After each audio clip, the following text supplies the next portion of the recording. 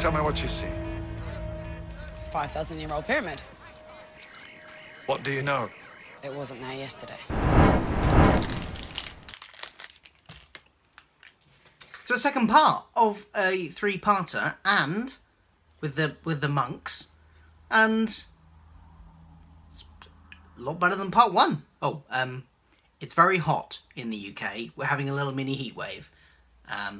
It's our traditional 4 days of actual summer that we get every year. We're on day 3, and so we'll probably have one more hot day tomorrow, and then it'll be miserable for the rest of the year. So hence why I'm eating iced lollies, because it's hot. It's really hot, especially upstairs in my house. Anyway, I'm here for another Doctor Who review, Pyramids at the End of the World. So, Pyramids at the End of the World is the 7th, have I got that right? 7th episode of Season 10 of Doctor Who. And again, directed by the guy that I can't quite sure that I pronounce his name right. Once again, I neglected to look it up, but it's Daniel Neetham? Daniel Neetham. I'm sorry, Daniel. It was written by Peter Harness and Stephen Moffat. How much was who? I don't know. How much of the episode was Stephen, how much of the episode was Peter, I don't know. But Peter wrote the 2-part Zygon episode last season, and I think, you know, there's quite a lot of cross. You can see a lot of the themes, a lot of the threads that carry over from that, especially in some of the plot points. He's particularly the plot point of the Doctor being the President of Earth again. In times of emergency, the Doctor becomes President of Earth. So part 2, the monks who were running the simulation last week are back, and they want to rule the Earth, but only with our consent. It's nice of them, isn't it? However, they know something that we don't, and that is that the end of the Earth is imminent, and they offer to help, but only if the powers of Earth consent to being ruled over by them. And it has to be true consent, whatever that means. But apparently it doesn't mean made through fear or indeed through strategy. Those two things are no, but then, you know, whatever true consent means. I don't know. They just want to be loved, man. They just want to be loved. I thought this episode had a really strong start. I loved the way they did the previously on, intercutting it with new scenes. They were going from previously to now to previously to now, and I thought that worked really well. It was a nice different way to do a previously on section to start off an episode, a second parter. I think that worked really well. I don't know the president. How would I know the president? I mean, I wouldn't have even voted for him. He's orange. That was a good line. President Orange. I wonder who that could be referring to. While we're on the subject of presidents, let's go back to the Doctor being President of Earth in emergencies. I'm still not sure about this. This doesn't make a whole lot of sense. And given that they hinted, admittedly, rather than outright said, that Trump is the President of the United States in this fictional universe, well, do you really see the man-child that did this week?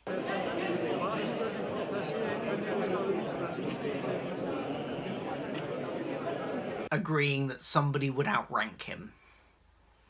Yeah, no, didn't see that happening. We had a skybeam.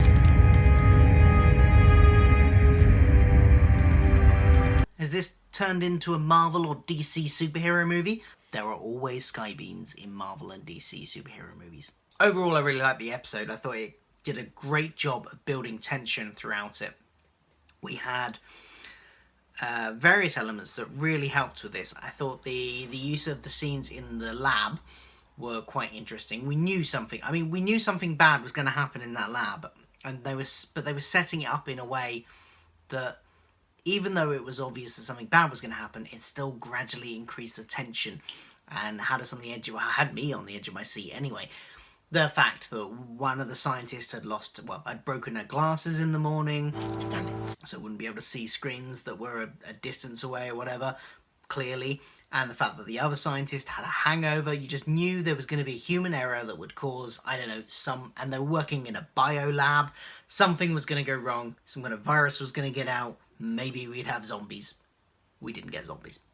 But you know, we potentially got death on a worldwide scale. That was good. I liked that. That was a great use of that. And like I said, even though we knew what was coming, didn't matter. Knew something was coming, it didn't matter, because the tension was still gradually eked out of us, and I liked it. The other way they did this was the Doomsday Clock. I thought that was a great device as well. The fact that everybody's phone synced up to the Doomsday Clock. The Doomsday Clock, of course, is the metaphorical how close we are to worldwide Armageddon, basically. And it's always set, theoretically, at a certain time. It's a big thing during the Cold War. But started off at 4 minutes to midnight, which means, you know, you're quite close to imminent world death, and gradually tick down to 1 minute to. And yeah, that was really well used. I like the way that grew some tension. There was some great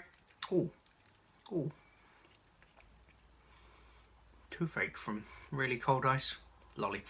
There was some great detective work from the Doctor in working out which lab he needed to get to try and save the world from this virus without going to the monks for help.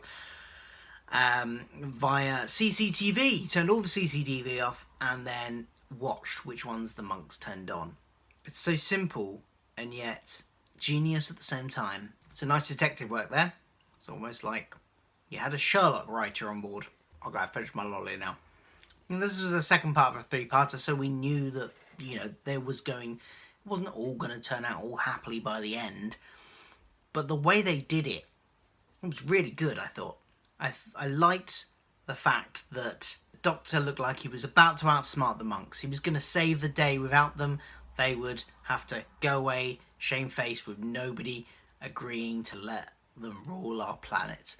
And then at the last moment, the Doctor is foiled by his own stupidity and earlier actions. It's his blindness that causes him to not be able to save the day. And the fact that he hadn't told Bill. And the fact that he'd asked Nardole to go back to the TARDIS. Because if he hadn't, Nardole would have been there with him and could have done the combination lock.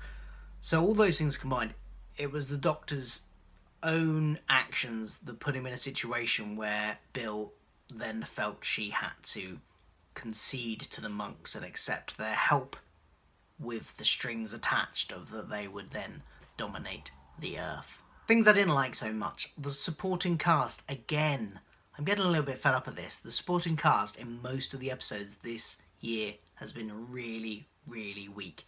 The one exception was that one set on the space station, the one where the Doctor lost his sight in the first place.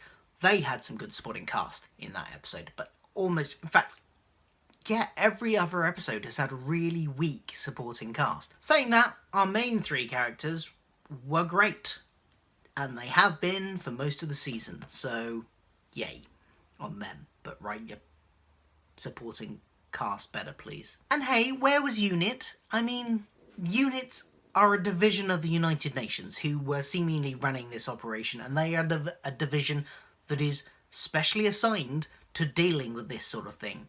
Where were they? I wanted me some Kate Stewart and some Osgood action in this. That sounds wrong. That sounds a bit dodgy. I did not mean that. I wanted to see some Kate Stewart. I wanted to see some Osgood. They are great characters, and I wanted to see them back in this episode. Where were they? Where was any of UNIT, even if they didn't show up? There was no UNIT presence at all in this episode, which makes no sense at all. And I'm still a little bit unsure about the whole monks, how the monks are able to pull all this off. They're their machine that can predict anything. Has it got some kind of time travel element to it, or is it just using algorithms and feeding in data? I don't know.